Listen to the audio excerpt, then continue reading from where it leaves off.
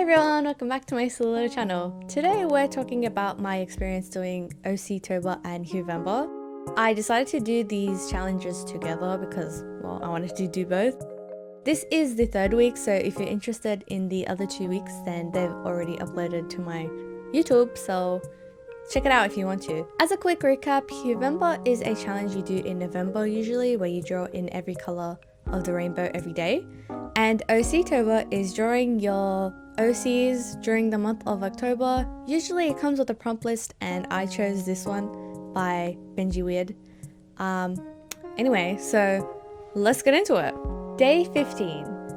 Day 15's prompt is change, and the color is a very pretty purple. The prompt list says to draw a character who's changed a lot, or, you know, give an old character a fresh redesign. I kind of decided to do both, so here's what I did. So during my final year of university, I decided to make a short comic, and in this comic, Cass was originally just like a footnote. There was literally like one picture of him and like 2 sentences about him, and that was it. At the time, I was focusing on like Sol, my other character, so yeah, Cass wasn't very developed yet. So when you look at him now, let's just say he got a big flavor blast. The only thing that I mentioned in that little footnote was that Cass likes to cook, and that is still true, and that's like a really important hobby of his, which will be relevant in my comic. So this was kind of the first time I thought about like what Cass would actually wear, and I looked up a few different fashion trends that we've had in the past few years, and I did land on like cyberpunk aesthetic, I guess. Initially, like when I decided to flesh him out a bit more, I decided that I wanted him to be more of the like main character type of energy, which is why he got purple as his like main color. At the time of his like first design, I was reading Solo Leveling and let's just say that changed me as a person. So I did really like how the main character like has purple as his main color in the second half of the story, and I was like, you know, purple looks really nice on black people, so I was like, this is gonna be lit. I decided to give him a crescent moon theme because, well, I mean, he's the moon to Sol's sun. Right, it's right in the name. He's more of a reserved type of character, so yeah, I think the moon aesthetic like fits him better as a person. And yeah, so that's why I drew crescent moons everywhere. And you know, so he's been like purple coded in my mind for a long time, which is why they're like this prompt and this color like linking up. Oh, it was like actually perfect. So Cass is a melee fighter. He likes using bombs and knives and stuff. In the little group that I've designed, I basically put everyone into like a archetype. Yeah, I guess I like the cliches. So right now, Cass is like the main melee guy, and so is Zavin. And then Vishali is like the long distance mage type, and then Celeste is the healer, and then Sol is, well, Sol is the researcher, which usually doesn't make sense, but he's the hazards guy, right? He will tell you if there's a hazard coming up or something. Yeah, so you know, in this amazing formation, and Cass is basically the like, he's more of an assassin type. He likes to sneak around. He doesn't really like getting into one-on-one fights, only because it's very like inefficient doing that. If you can just sneak past a big monster, like why would you bother fighting it? Cass is a team leader in my little group, so you know, for him, taking precautions and managing everyone's safety is like the utmost priority to him, which is why he like wears black pretty much. Like if you can sneak around, it's better. Yeah, well, as Cass would say, things are replaceable but humans aren't, so this is why, you know, he's an assassin type. I do like how this turned out, but the darkness of that black makes it hard to see all the details. I'm not really sure what I'll do about that. I'll probably I'm gonna read comics as research to see what people do. Yeah. It's definitely for research and not just because I want to procrastinate and like have fun or anything. Nah. And also, Cass is a cool guy, which is why he has a lot of piercings. And I also decided to give him a lip ring because that's really cool. Maybe I'll give him more. I don't know. We'll have to see. Because the more I add, the more likely I'm going to forget. So I might just leave it as this. Day 16. So day 16's prompt is liftoff. In the OC-tober prompt list, sometimes the prompt is just a color scheme. This doesn't match the aesthetic of our rainbow Huevember. So I decided to make these free prompts, and then that basically just means I do whatever I want. Yippee! This drawing ended up turning into a painting. I decided to make a drawing about like a satellite being launched up into the atmosphere. More time. So my characters are basically astronauts. They explore other planets and, you know, research everything they can before they have to leave. And one of these tasks that they do is launch satellites. These satellites basically send data back to Earth so people can keep researching while there's no one there still. And if you'll remember, my characters work for a space agency called the ESS, and basically the ESS, which is the Earthling Star Service, they continue to monitor all of the satellites because I decided that in this like alternate version of Earth, everyone works together and everyone is nice and cooperative. Yay! Yeah, so basically my characters have a really cool career. Anyways, so let's talk about the actual work. I found a reference on Pinterest of like a forest but like a really high angle. I'm not sure if you can understand like that's what it is in the painting. I did try my best to like make it look like trees, but I don't know. It's okay. I like the fact that it turned into a painting because it really showcases how beautiful this purple is, and it was really fun to work with. Normally for like a painting I would add extra detail and, you know, go into every nook and cranny, but time is limited and so is my patience and stamina, so I decided to just call it quits after a little while. Around this time I decided that I'd rather have a finished work rather than a perfect work, and I think this shift in my mindset was what helped me like push to the end, you know, so it's good that I did this painting. A goal that I have in like my life in general is to have more finished paintings. I want to look back in the year and have more than 5 finished paintings. Yeah, like when I look back at my old like folders and stuff I have on my PC, I wish there was more finished work. There's a lot of like unfinished sketches and blank canvases that I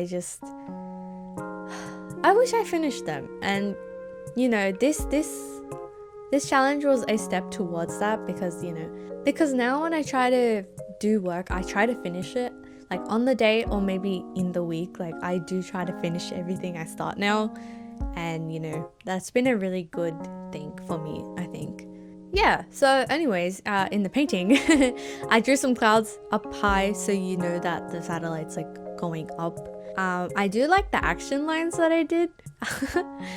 It's good practice because, well, I mean, comics are all about like impact frames and effects and stuff, so you know, this is a good practice time. Day 17. Day 17's prompt is hobby, and now we're in like a purplish bluish color.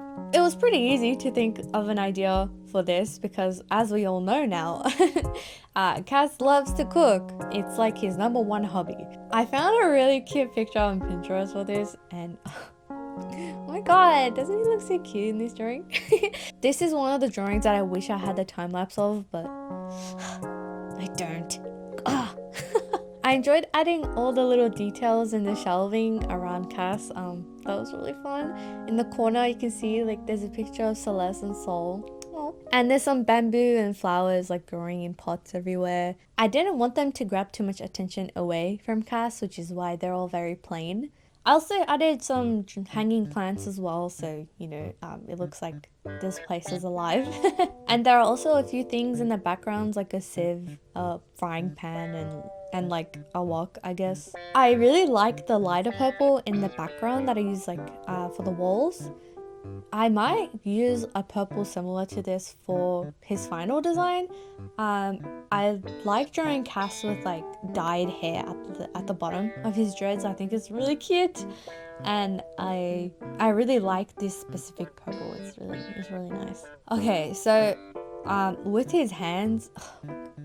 These hands were so hard to draw, okay? So I ended up taking a picture of me with a pillow because it was actually, I don't know why, I just couldn't like understand like what was happening with like how do you hold a pillow. So yeah, this is why they say to take your own reference pictures, guys. So far I haven't touched on the little stickers that I've been drawing around in the background, but I will talk about them this time because, well, I mean, the egg on toast looks so good. I also tried drawing like a fruit and cream sandwich. I don't know if you can tell like that's what it is, but I'm telling you now, so now you know that's what it is. So overall, this is one of my top 3 favorite ones, I'd say. I like how Cass looks. I like the background. I like that it's like kind of complex, but like also not really. I love the colors. It looks so good. The stickers look good. I just like everything about this. And I'm so glad that I did those hands. I'm so proud of them. Day 18. Day 18's prompt is talent, and we're finally in the blues. Yippee! Since we haven't really talked about Celeste's talents yet, let's get into it. I also just noticed that I forgot to draw her wings, which is like, oh my god, how did I forget? That's like one of her main design characteristics. Let's just say she tucked them in so good that you can't see it. Okay, well anyway, Celeste is an angel from a distant planet in a distant galaxy. Celeste has incredibly amazing healing powers. Yay!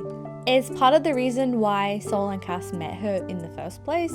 They went to the angel planet to scout out a team member, and lucky for them, the Crown Princess wanted to join. Yeah, so ESS teams go specifically to Celeste's planet because they know about these healing abilities that angels have.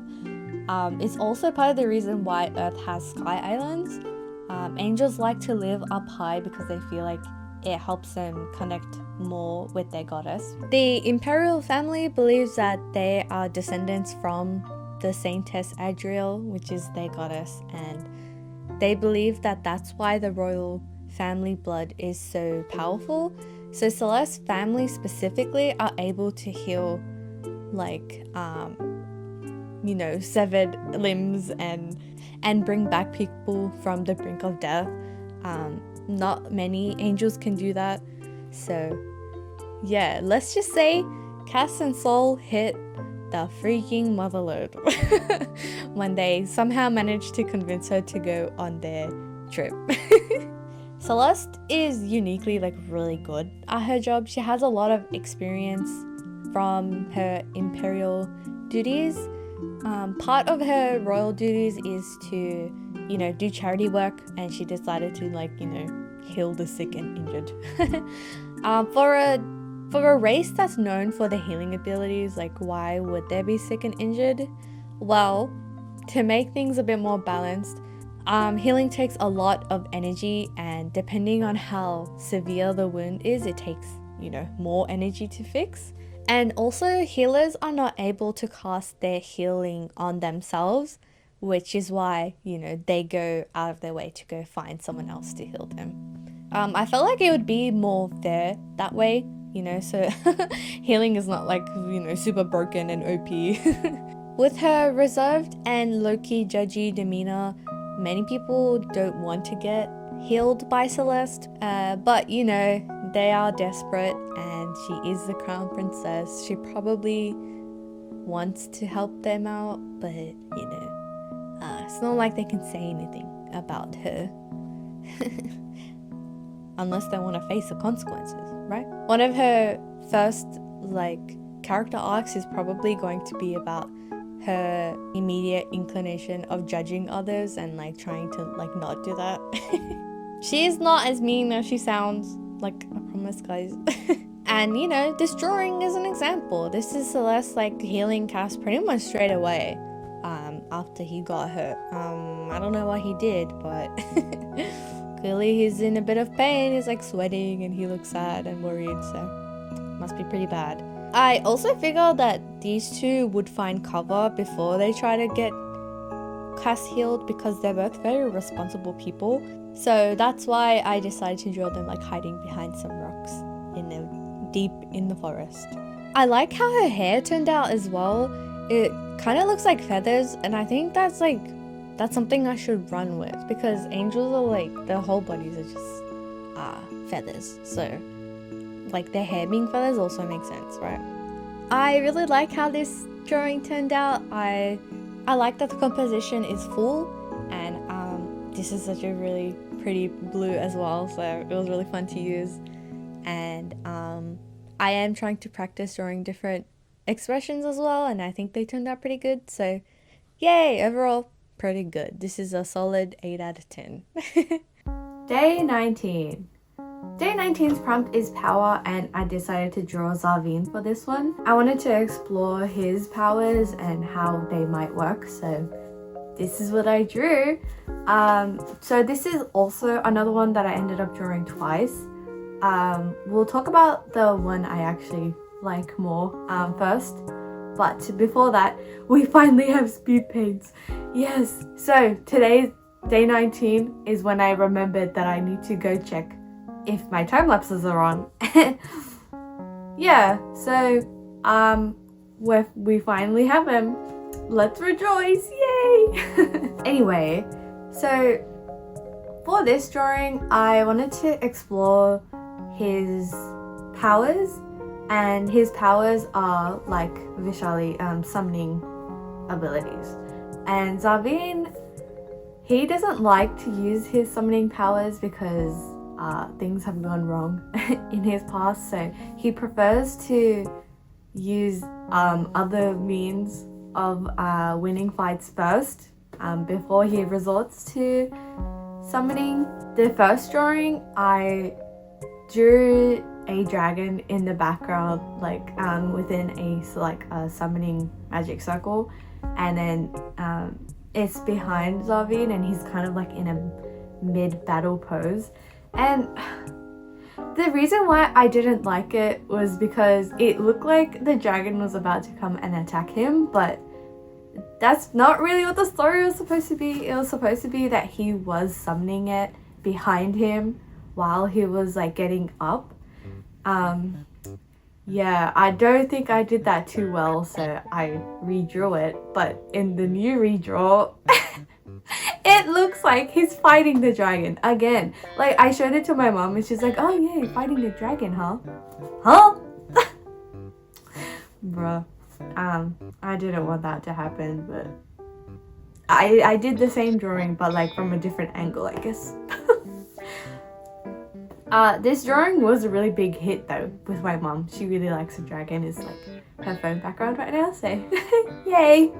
At least something good came out of it.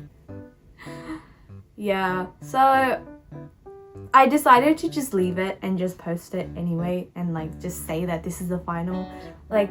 You can't always be happy with everything that you make, and this is one of those battles I chose to just end. I didn't want to do a third redraw because I had so many days ahead of me, and I just left it. One thing that I do like about this new drawing is that the dragon looks pretty sick. And I do like the scale of it because as I said in one of the other videos, Vishali's family sees the bigger the summon, the better it is. And Zarveen being able to summon dragons means he's a very powerful mage, and he's really well respected in his family, but he doesn't feel like he earned it just because he just summoned an animal that happened to be big, right? He feels like it's shallow praise, and that's also part of the reason why he feels like he should earn his respect, and you know, he earns it through like actually fighting himself. So I did try to put a little bit of that into the drawing, but with a drawing that's like only one picture, one snapshot of like a series story, I realized that I don't have the compositional skills right now to actually pull it off. So I guess that just means that I need to practice with storytelling in one composition more. Day 20. So day 20's prompt is music, and I decided to draw Zavin. I don't draw him. Like the first time you saw him was the last one, so I thought I'd draw him again. This drawing made me realize that none of my characters have any interest in musical instruments right now. So for now, I decided that for this drawing, I just draw Zavin listening to music with earphones, and I decided to choose this one by Camille Saint-Saëns. So one time I watched this TED Talk, it like randomly came up on my YouTube, and it was about like classical music and like how we should, you know, sometimes we should just listen to it. And it is true that there are some, you know, classical bangers out there, and in my opinion, this one is one of them. And I decided that Zavin is a guy who likes classical music. Yeah, so fun fact about me, I used to play bass guitar in a band with my friends during high school, and you know, music has always been a part of my life because I'm Hindu, and in my family and our group, I guess, we play Indian instruments while we do our prayers. And the one I learned when I was a kid is called the harmonia, and basically it's like a piano but you pump air into it. So, you know, you're using both hands while you're playing your instrument, and also if you're playing the harmonia, usually you sing as well. Yeah, so I used to do that when I was a kid, but I stopped doing that because I stopped going to prayers, I guess. Yeah, music has always been a part of my family and, you know, my heritage. So this prompt made me realize, like, oh, why don't any of my characters like have that heritage in them, right? Like my characters Zavin and Vishali are like Indian inspired, so like surely surely they would have an interest in music, right? So as for the piece, I drew some ballerinas in the background because, like, you know, the swan reminds me of Swan Lake, and I was like, I don't know, this would be a nice album cover. I guess. And I really like the baby blue that's happening in this drawing. Like, this was a very nice color to work with. I had a lot of fun. It felt like I should have done something underwater themed, but I guess I didn't. So yeah, there's that.